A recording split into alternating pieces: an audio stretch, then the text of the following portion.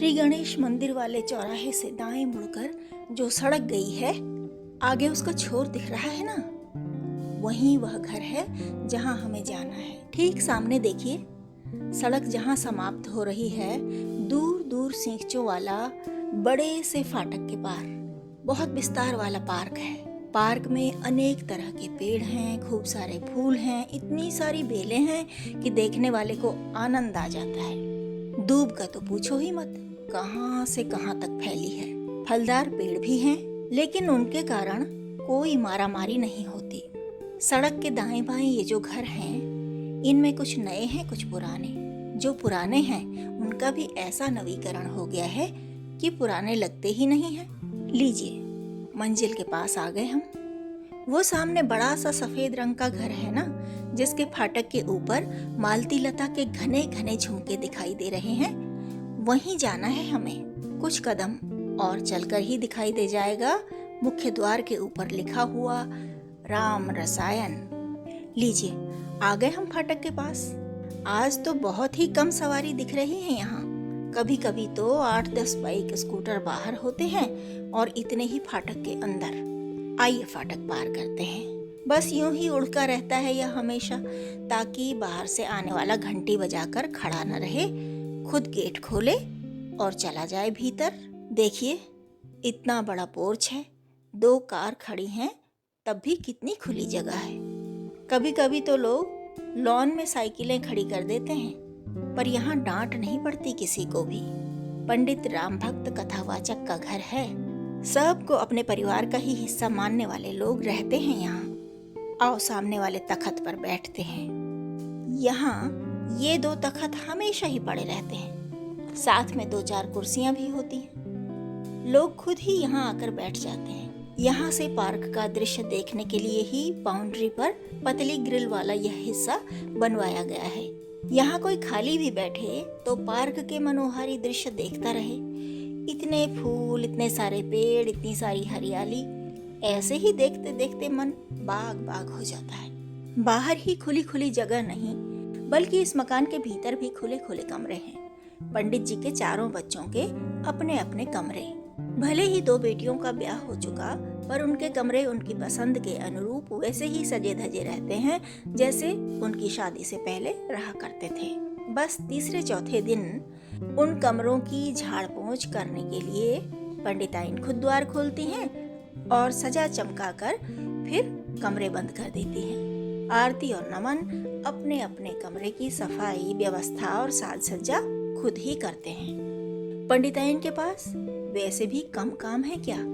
अपने कमरे, रसोई और अतिथि कक्ष के अलावा बड़े से स्टोर, गैराज, बगीचे, छत, 3 दिशाओं में फैले आंगन का सब काम वही देखती हैं। सहायक के तौर पर हीरा और नीलम की जोड़ी है।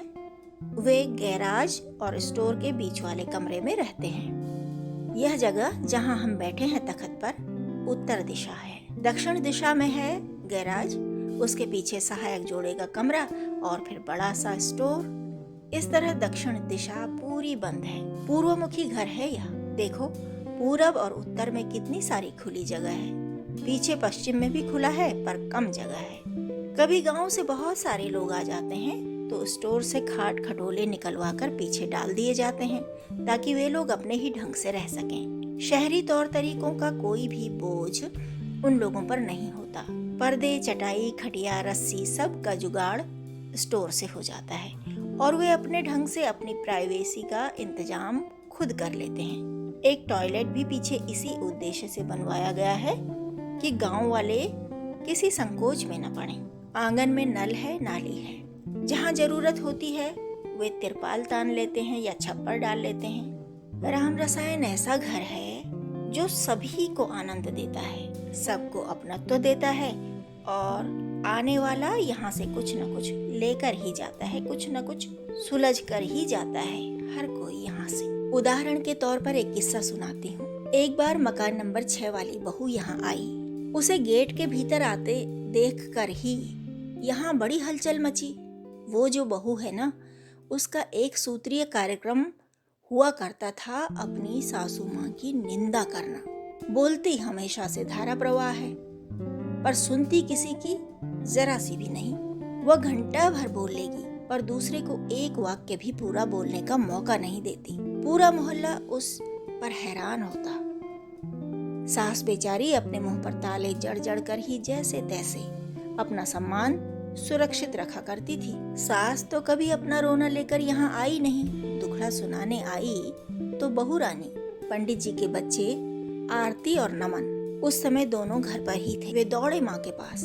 माँ पीछे वाले आंगन में साबुत मसाले सुखा रही थी। नमन ने कहा, अम्मा आज तो फंस गए हमारे पिताश्री।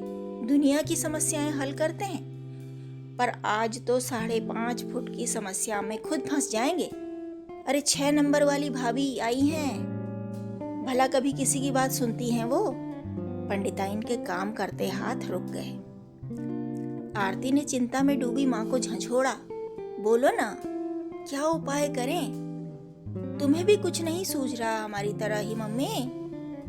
वे तीनों लोग काफी देर परेशान बैठे रहे और फिर उठकर धीमे धीमे अंदर गए। वहां देखा तो पंडित जी उस बहू को समझा रहे थे, बिटिया स्वभाव सबका अपना अपना अलग होता है।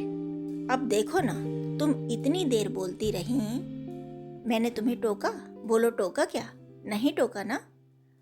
तुम्हारी पूरी बात सुनी पर मैंने पहला वाक्य पूरा भी नहीं किया कि तुमने टोक दिया। सोचो तो कि जब वाक्य ही पूरा नहीं हुआ तो बात कैसे पूरी हो गई होगी, और जब बात पूरी ही नहीं हुई तो तुम्हारी समझ में कैसे आ जाएगी, और जब तुमको कुछ समझना ही नहीं था तो तुम मेरे पास आई क्यों? बिटिया जैसे तुमने मुझे अपनी कथा सुनाई ऐसे तो तुम दिन में 4-6 लोगों को सुना ही देती हो, तो फिर उन्हीं में से किसी को भी सुना देती जो खाली बैठी ऊबती रहती हैं, जिनके जीवन में केवल समय काटना ही बचा है। बहू सिटपिटाती सी दबी आवाज में बोली, मैंने सोचा था आप कुछ समाधान कर देंगे। पंडित जी बोले, सुनो बिटिया, जड़ चेतन गुण दोष में विश्व कीन करतार, संत हंस गुण गहं पै परिहरि वारि विकार। देखो बेटा, तुलसीदास बाबा ने थोड़े से शब्दों में कितनी बड़ी बात कह दी कि परमात्मा ने तो गुण और दोष, अच्छाई और बुराई से भरा हुआ संसार बना डाला। इस जग में रहते जो हंस रूपी संत है ना, वो गुण गुण अपना लेते हैं और दोष दोष यानी बुराई बुराई को छोड़ देते हैं। तो जाओ बिटिया और उस बेचारी गूंगी बुढ़िया के गुण देखो।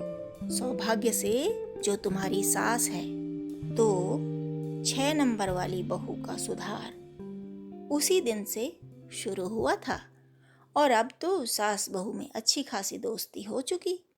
राम रसायन राम